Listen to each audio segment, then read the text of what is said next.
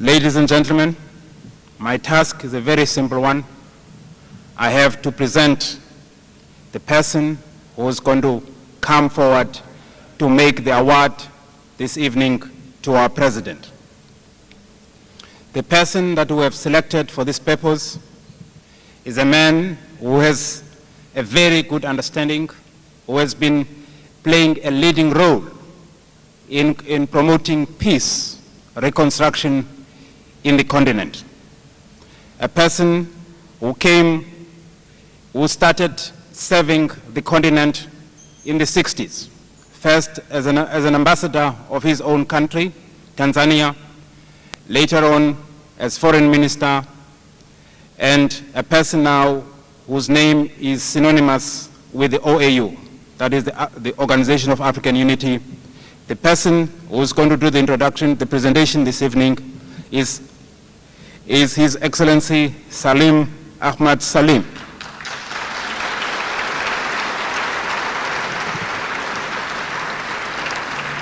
It is now my pleasure to call on him to come forward. Thank you.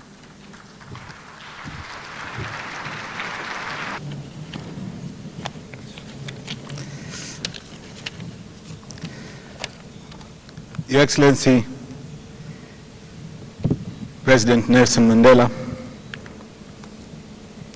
Your Majesty, King Goodwill Zwelithini, Your Excellency, the Prime Minister of KwaZulu-Natal, Your Excellencies, distinguished ministers of the central and state governments of South Africa, Your Excellency, distinguished ministers of foreign affairs and other ministers and heads of delegations of many African states here present, Your Excellencies, heads of the diplomatic corps, invited guests, ladies and gentlemen.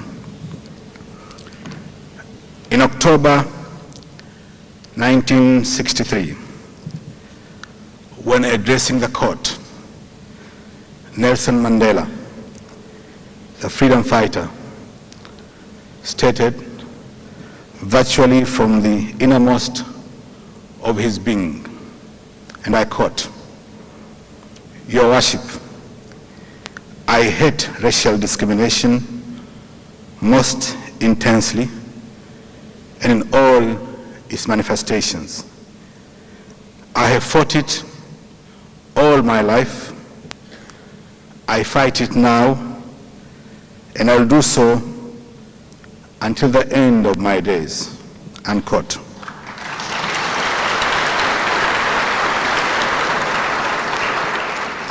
Again, on Monday, 20th April, 1964, during the conclusion of his address to the court at the Rivonia trial, a trial in which there was the real possibility that he could be sentenced to death, he issued his most famous and powerful statement. In fact, a veritable article of faith which reverberated beyond the borders of South Africa. And I go on quote, "During my lifetime, I have dedicated myself to this struggle of the African people. I have fought against white domination, and I have fought against black domination.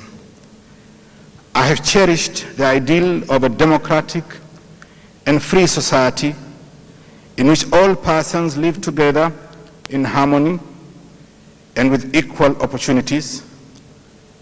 It is an ideal which I hope to live for and to achieve.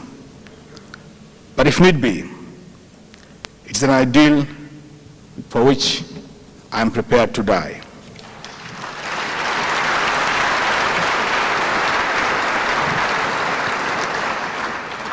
This is the man we are gathered here today to honor as one of the greatest sons of Africa, a world statesman and a legend in his own lifetime.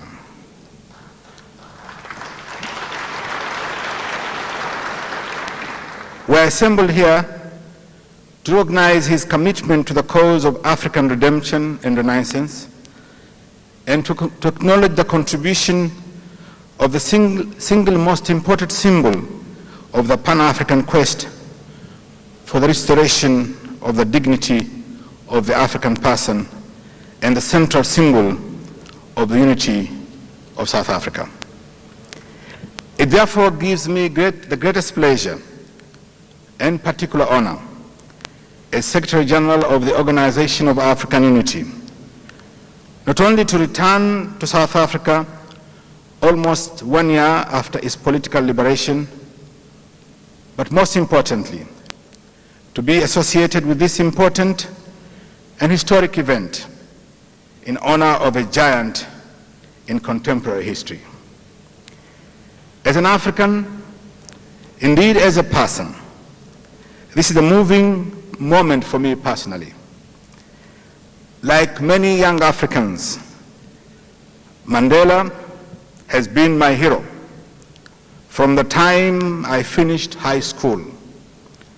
In fact, it was he who inspired us and many generations of Africans to carry on the struggle not only in our respective countries, but also in consistent support of the struggle for freedom and dignity in this great country. This opportunity to commend ECOWAD for having instituted the Africa Peace Award in 1993 to recognize those communities, institutions, or individuals who make concrete contribution to the peaceful resolution of conflicts. At its inception, and understandably so, ECOWAD selected the community of Mpumalanga, situated west of Durban, and known at that time as Little Beirut, or the killing fields of South Africa. The selection of Mpumalanga was a recognition of the community's courage in standing up to prejudice, poverty, and protracted violence, and therefore giving South Africans hope for the future. Ladies and gentlemen, today we honor Nelson Mandela, the single most vital symbol not only of liberation from the tyranny of apartheid, but of a new way of life in South Africa.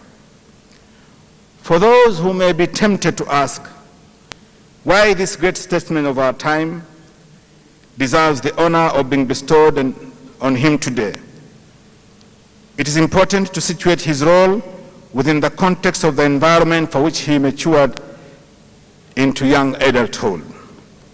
In those early years, South Africa was very different from the rest of the continent, and for that matter, from the rest of the world.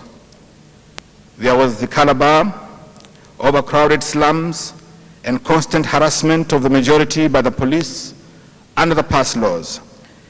South Africa was organized, policed, and armed in such a way that it was easy for a white minority to subjugate and repress the majority and to maintain power, wealth, and privilege. It was under these conditions that President Mandela was politically educated. As a young lawyer, Nelson Mandela could have chosen the easy way of consolidating his law practice and taking full advantage of his position in society. He instead, like most men marked for greatness, opted for the difficult experience of spending a lifetime of suffering at the hands of a heartless regime. It is therefore most remarkable that in spite of all the persecution and humiliation he suffered, President Mandela never for once allowed those experiences to cloud his sense of mission and therefore confuse what the struggle was all about, namely a fight against oppression rather than one between blacks and whites.